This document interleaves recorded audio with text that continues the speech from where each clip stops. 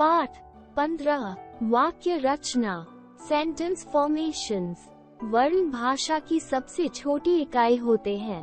वर्णों के सार्थक मेल से शब्द बनते हैं और शब्दों को व्याकरणिक नियमों के अनुसार निश्चित क्रम में रखने से वाक्यों का निर्माण होता है। इस प्रकार हम कह सकते हैं कि विचारों को पूर्ण रूप से व्यक्त करने वाले सार्थक शब्द समूह को वाक्य कहते हैं। वाक्य के अंग। वाक्य के प्रमुख दो अंग होते हैं। 1. उद्देश्य। वाक्य में जिसके बारे में कुछ कहा जाए उसे उद्देश्य कहते हैं। 2. विधेय। उद्देश्य के विषय में जो कुछ कहा जाए उसे विधेय कहते हैं। इस वाक्य को पढ़िए। बच्चे फुटबॉल खेल रहे हैं। यहाँ बच्चे कार्य कर रहे हैं, इसलिए बच्चे कार्य के कर्ता हैं।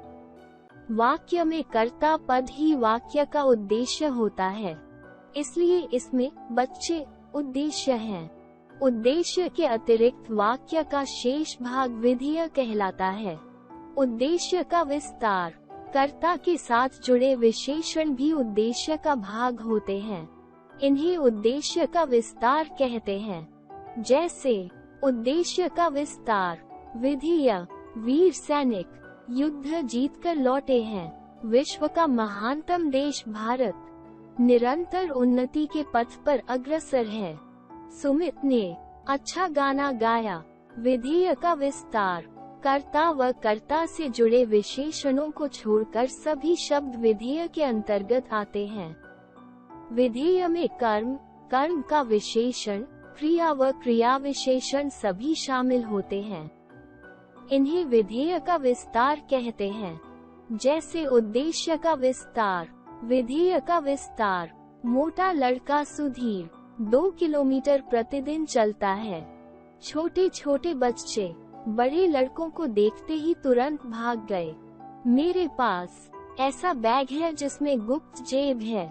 पुलिस वालों को देखकर चोर इधर उधर भाग निकले। अब दोहराने की बारी। शब्दों का सार्थक समूह वाक्य कहलाता है। वाक्य के दो अंग होते हैं, उद्देश्य व विधेय।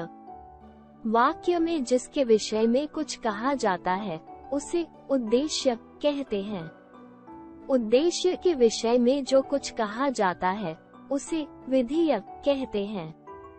कर्ता व कर्ता के लिए प्रयुक्त विशेषण शब्द उद्देश्य के व अन्य सभी शब्द विधेय के विस्तार होते हैं।